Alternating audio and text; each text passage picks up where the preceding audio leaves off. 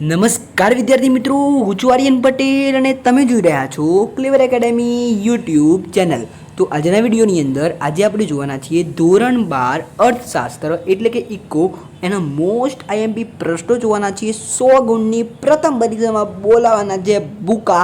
તો વિદ્યાર્થી મિત્રો ફર્સ્ટ એક્ઝામ 2022ની હજુ સુધી તમે તૈયારી ના શરૂ કરી હોય તો જલ્દીથી કરી લો। આપણી ચેનલ ઉપર એકાઉન્ટ અને બીએના આઈએમપી આવી ચૂક્યા છે અને આ વિડીયોની અંદર અર્થશાસ્ત્રના પણ આઈએમપી મળી જવાના છે જેથી તમે તૈયારીને મજબૂત કરી શકો છો। તો ચલો વિદ્યાર્થી મિત્રો તમારો ટાઈમ વેસ્ટ ન કરતા વિડીયોની શરૂઆત કરીએ।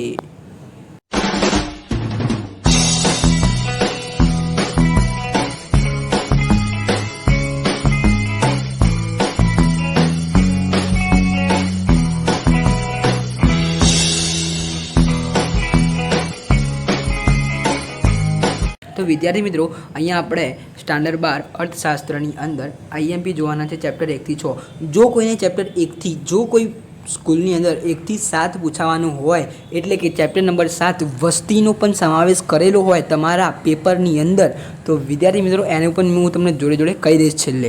ઓકે, તો જો વિડીયોને એન્ડ સુધી જોશો તો જ લાભ થશે, જો વિડીયોને દોરાઈને જોશો તો મજા નહીં આવે। ઓકે, તો જો કારણ કે હું તમને બીજી પણ ઇન્ફોર્મેશન આપી દઈશ સાથે સાથે ખાલી આ 10 મિનિટનો વિડીયો તમારા જે રિઝલ્ટને બહુ વધુ ફેરફાર કરી શકે છે। ઓકે, તો જો ચેપ્ટર નંબર 1 અર્થશાસ્ત્રમાં આલેખ તમે જો સેક્શન સીમાં પૂછાય। જો બહુ બધાના ક્વેશ્ચન આવે છે, મેં બીએનો વિડીયો બનાવ્યો એના પછી બધાના બહુ ક્વેશ્ચન આવ્યા કે સેક્શન ઈ જે છે એની અંદર ચેપ્ટર 1 થી 7 હતા તો એની અંદર સેક્શન ઈ બધા ચેપ્ટરમાંથી પૂછાશે એ બધાના બહુ ક્વેશ્ચન આવ્યા। તો એનો જવાબ હું તમને કહીશ કે બધા સેક્શન ઈ જે છે એ બધા ચેપ્ટરમાંથી તમે કરો, સેક્શન સી ડી ઈ બધા ચેપ્ટરમાંથી કરવાનું। પરંતુ વિદ્યાર્થી મિત્રો તમે બધા ચેપ્ટરમાંથી કરશો તો લાભ બેનિફિટ શું થશે એવું તમને કહી દઉં તો તમે સિલેક્ટેડ પ્રશ્ન કરો છો બધા ચેપ્ટરમાંથી। ઓકે, એટલે સિલેક્ટેડ જ્યારે પ્રશ્ન કરતા હોય આપણે ત્યારે સેક્શન સી ડી ઈ બધામાંથી કરવું પડે।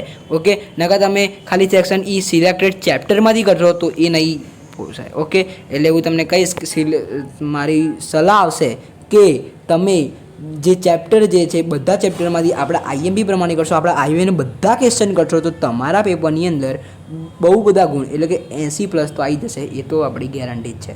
ઓકે, તો વિદ્યાર્થી મિત્રો જોઈ લેજો। હવે આપણે જોઈશું સેક્શન નંબર સી 2 ગુણના પ્રશ્નો। તો પહેલું છે અર્થશાસ્ત્રમાં આકૃતિ અને આલેખનું મહત્વ, મોસ્ટ ઇમ્પોર્ટન્ટ ક્વેશ્ચન છે। બીજું ડેટા સીડી પર નોંધ લખો અને ત્રીજું છે કમ્પ્યુટર ટેકનોલોજી કઈ રીતે ઉપયોગી બને છે। તો આ ત્રણમાંથી મોસ્ટ ઇમ્પોર્ટન્ટ પહેલાં 2 રહેશે આપણા। ઓકે, આ 2 ક્વેશ્ચન બહુ પૂછાતા હોય છે। ઓકે, હવે વાત કરીશું સેક્શન નંબર ડી 3 ગુણના। તો 3 ગુણની અંદર 3 જ પ્રશ્નો મેં તમને આપેલા છે। તો પહેલું તો આકૃતિ અને આલેખનો તફાવત તમને પૂછાઈ શકે છે અને ઇન્ટરનેટ ટેકનોલોજીના ઉપયોગો તમને પૂછાઈ શકે છે, બરાબર। ઇન્ટરનેટ ટેકનોલોજીના ઉપયોગો તો આકૃતિ અને આલેખ દોરતી વખતે ધ્યાનમાં રાખવાની બાબતો। અને જો આની અથવાની અંદર આ પ્રશ્ન ના પૂછાય આકૃતિ અને આલેખ દોરતી વખતે બાબતો તો બીજો કયો ક્વેશ્ચન પૂછાય તો સ્તંભ આકૃતિ દોરતી વખતે કઈ બાબતો ધ્યાનમાં લેવામાં આવે છે તો ધ્યાનમાં લઈ લેજો। જો તમારે એ પ્રશ્ન ના ખબર તો આ 3 પ્રશ્ન કરશો તો કંઈ વાંધો છે નહીં, પરંતુ જો આના અથવામાં તમે કહેતા હોય કે આની અથવાની કયો પ્રશ્ન પૂછાઈ શકે તો સ્તંભ આકૃતિ દોરતી વખતે કઈ બાબતો ધ્યાનમાં લેવામાં આવે છે એ બી પ્રશ્ન તમે જોઈ શકો છો। ઓકે, તો વાત કરીશું ચેપ્ટર નંબર 2 વૃદ્ધિ અને વિકાસના નિર્દેશકો। તો એની અંદર સેક્શન નંબર સી વૃદ્ધિ અને વિકાસની મર્યાદાઓ। બીજો આપણો ક્વેશ્ચન આવશે કે રાષ્ટ્રીય આવકના નિર્દેશકની મર્યાદાઓ અને વૃદ્ધિ અને વિકાસમાંથી એ કોને માપવામાં મુશ્કેલી પડે છે, શા માટે, બરાબર। તો આટલા ક્વેશ્ચન રહેશે અને બીજા 2 ક્વેશ્ચન છે કે વિકાસના નિર્દેશકો એટલે શું તેની યાદી અને પરિમાણાત્મક અને ગુણાત્મક પરિવર્તનો ક્યાં આવે છે, બરાબર, ક્યાં આવે છે તે જણાવો। તો આ આટલા ક્વેશ્ચન રહેશે અને આની અંદરથી મોસ્ટ ઇમ્પોર્ટન્ટ કહું તો એક તો વૃદ્ધિ અને વિકાસની મર્યાદાઓ, બરાબર। આ 3 મર્યાદાઓ પૂછાઈ શકે છે તમને, આ રીતે પૂછાઈ શકે છે કે વૃદ્ધિની મર્યાદાઓ જણાવો, બરાબર, પછી વિકાસની મર્યાદાઓ અને રાષ્ટ્રીય આવકના નિર્દેશકની મર્યાદાઓ। 3માંથી એક ક્વેશ્ચન હશે અને એક યાદીવાળો વિકાસના નિર્દેશકોની યાદી, બરાબર, એકદમ સિમ્પલ છે। વાત કરીશું આગળ સેક્શન નંબર ડી। તો સેક્શન નંબર ડીની અંદર આર્થિક વિકાસના નિર્દેશક તરીકે રાષ્ટ્રીય આવકની ચર્ચા, બરાબર, રાષ્ટ્રીય આવકની ચર્ચા સવિસ્તર તમારે સમજાવવાનું છે, બરાબર। પછી ભૌતિક જીવનની ભૌતિક ગુણવત્તા એટલે શું, તેમાં કઈ બાબતોનો સમાવેશ થાય છે. જો જે તમારી ચોપડીની 10 બાબતો આપેલી છે, એવી રહેઠાણ, ખોરાક, એ બધી બાબતો તમારે લખવાની છે, અને કઈ બાબતોનો સમાવેશ થાય છે, બરાબર. પછી આર્થિક વિકાસના નિર્દેશક તરીકે માથાદીઠ આવકની ચર્ચા કરો. તો આટલા ક્વેશ્ચન રહેશે. આપણા સેક્શન નંબર ઈની વાત કરીએ તો એની અંદર 3 આવશે: આર્થિક વૃદ્ધિ અને આર્થિક વિકાસનો તફાવત, પીક્યુ અને એચડીએની તુલના, અને આર્થિક વિકાસના નિર્દેશકો. એટલે બધાની અંદર 3-4 લીટીમાં સમજાવવાના છે બધાને. ઓકે, રાષ્ટ્રીય આવક, માથાદીઠ આવક, બધા જેટલા હોય એટલા બધા મને દર્શાવવાના રહેશે.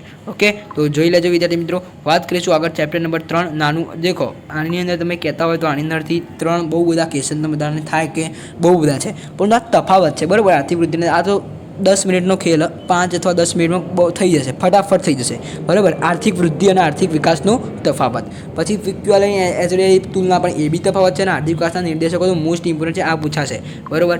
ઇમ્પોર્ટન્ટ તમે કહો તો આર્થિક વિકાસના નિર્દેશકો એકદમ ઇમ્પોર્ટન્ટ છે, એ કરી લેજો. વાત કરીશું ચેપ્ટર નંબર 3 નાનું અને ફુગાવો. તો ફુગાવાના લક્ષણો સેક્શન સીની અંદર એક જ પ્રશ્ન આપેલો છે, તમે જોઈ શકો છો, એ ઇમ્પોર્ટન્ટ છે, બરાબર, કરી લેજો. વાત કરીશું સેક્શન નંબર ડી. તો નાનાનો અર્થ આપી તેના કાર્યો સમજાવો. તો આ તમે કરી જ લેજો, કારણ કે આ પ્રશ્ન જો તમને 3 ગુણની અંદર નહીં પૂછે તો 2 ગુણની અંદર પ્રશ્ન હશે અને હશે. આના 3 કાર્યો છે, બરાબર. એ 3 કાર્યોમાંથી તમને એવું કે અહીંયા 2 ગુણની અંદર મૂલ્યના સંગ્રહનું નાનાનું કાર્ય સમજાવો, એવું 2 તમને અહીંયા પૂછાઈ શકે છે. ઓકે, અને નાનાનો ઉદ્ભવ અને વિકાસ વિશે જે ટૂંકનો, જે એકદમ સિમ્પલ છે, એ બી તમે તૈયાર કરી શકો છો. જે 2 પ્રશ્નો છે, અને સેક્શન ઈની અંદર એક જ પ્રશ્ન મેં તમને આપેલો છે: સાદા પ્રથાનો અર્થ આપી સાદા પ્રથાની મર્યાદાઓ સમજાવો, બરાબર. તો આ તમે પ્રશ્ન કરી શકો છો, બરાબર. તો વાત કરીશું ચેપ્ટર નંબર 4 બેન્કિંગ અને નાણાકીય નીતિ. તો section number C. Section number સીની વાત કરીએ તો એની અંદર 2 પ્રશ્ન પૂછાઈ શકે છે કે બેંક શબ્દનો ઉદ્ભવ સી રીતે થયો. તો જે બેંક શબ્દનો ઉદ્ભવ છે, તો એ એકદમ સિમ્પલ ભાષામાં તમને ગ્રાઇડની અંદર આપેલું છે કે અંગ્રેજી શબ્દમાં આ ઉદ્ભવ થયો છે, સંસ્કૃત ભાષામાં આ શબ્દનો ઉપયોગ કરેલો છે, બરાબર. એ બધું તમારે અહીંયા લખવાનું રહેશે, બરાબર, ઉદ્ભવની અંદર. પછી વાત કરીશું વેપારી બેંકના ખાતાઓ. તો એકદમ સિમ્પલ છે, એ તમારે ખાતાઓ વિશે તમારે લખવાનું રહેશે, બરાબર. ચાલુ ખાતું, રિકરિંગ ખાતું, એ બધા ખાતા લખવાના રહેશે, અને એની અંદર વિશે માહિતી આપવાની રહેશે. વાત કરીશું સેક્શન નંબર ડી વેપારી બેંક અને મધ્યસ્થ બેંક વચ્ચેનો તફાવત. એ પ્રશ્ન પૂછાઈ શકે છે. અને નાણાકીય નીતિના પરિમાણાત્મક અને ગુણાત્મક સાધનો સમજાવો. જો આ 2 સાધનો તો ના પૂછાય, પરંતુ એક સાધન વિશે તમને પૂછાઈ શકે છે. તમને એવું કે નાણાકીય નીતિના પરિમાણાત્મક સાધનો વિશે સમજાવો. ઓકે, તો હવે વાત કરીશું આપણે આગળ section number E. Section number ઈની આપણે વાત કરીએ તો સેક્શન નંબર ઈની અંદર વેપારી બેંકનો અર્થ આપી તેના કાર્યો એક તો, બરાબર, અને મધ્યસ્થ બેંકનો અર્થ આપી તેના કાર્યો. બંને કાર્યો તમને અહીંયા પૂછાઈ શકે છે, બંને ક્વેશ્ચન. વાત કરીશું આગળ ચેપ્ટર નંબર 5 ગરીબી. તો એની અંદર મેં અહીંયા સેક્શન સીની અંદર સ્વાધ્યાયમાંથી પ્રશ્ન 3માં 1 થી 5 પ્રશ્નો અહીંયા તમને આપી દીધેલા તમને જોવા મળશે. કેમ આપ્યા? તો વિદ્યાર્થી મિત્રો, તમને ખબર હશે કે સેક્શન સીના કોઈ આઈએમપી નથી આપ્યું, પરંતુ આપણી ચેનલ તમને આપે છે. સેક્શન સી જે છે એ તમને ચોપડીની અંદર પ્રશ્ન નંબર 3માં ખાલી 5 જ પ્રશ્નો ખાલી કરવાના કહેતા છે, એ તમે કરી લેજો. ઓકે, કારણ કે 5 મને ઇમ્પોર્ટન્ટ લાગે એટલે મેં તમને કહી દીધું. ઓકે, તમે કહેશો બધા આપી દીધા, પરંતુ કરવાના છે. ઓકે, તમને બહુ ઉપયોગી રહેશે બોર્ડની પરીક્ષામાં પણ. ઓકે, વાત કરીશું સેક્શન નંબર ડી ગરીબીનું સ્વરૂપ સમજાવો. ગરીબી નિવારણ માટેના રોજગારલક્ષી કાર્યક્રમો અને ગરીબી માટેના આર્થિક કારણો. 3 ઇમ્પોર્ટન્ટ છે. ઓકે, સેક્શન ઈની વાત કરીએ તો ગરીબીનું સ્વરૂપ સમજાવી, ગરીબીના કારણો, બરાબર, અને ગરીબી એટલે શું, ગરીબીના નિર્દેશકો. આમ ઇમ્પોર્ટન્ટ છે, બરાબર. સેક્શન ઈન તમે કહો કે આની અંદરથી બેમાંથી ઇમ્પોર્ટન્ટ કયો, તો ગરીબીના નિર્દેશકો એકદમ ઇમ્પોર્ટન્ટ. ગરીબીના નિર્દેશકો સમજાવો. વાત કરીશું ચેપ્ટર નંબર 6 બેરોજગારી. તો એની અંદર સેક્શન નંબર સીની વાત કરીએ તો ભારતમાં શ્રમ પ્રધાન ઉત્પાદન પદ્ધતિ વધારે અનુકૂળ છે, સમજાવો. આ વિધાન તમને પૂછાઈ શકે છે. વાત કરીશું પ્રધાનમંત્રી કૃષિ સિંચાઈ યોજના ક્યારે અને કયા ઉદ્દેશની શરૂ કરવામાં આવી, અને ગ્રામ્ય વિસ્તારમાં સતત વીજળીની સેવા ઉપલબ્ધ કરવા કઈ યોજના શરૂ કરવામાં આવી તેનો ખ્યાલ આપો. આ 3 પ્રશ્ન રહેશે. વાત કરીશું સેક્શન નંબર ડી બેરોજગારીનું સ્વરૂપ જાણવા માટે શ્રી રાજકૃષ્ણએ રજૂ કરેલા માપદંડો સમજાવો.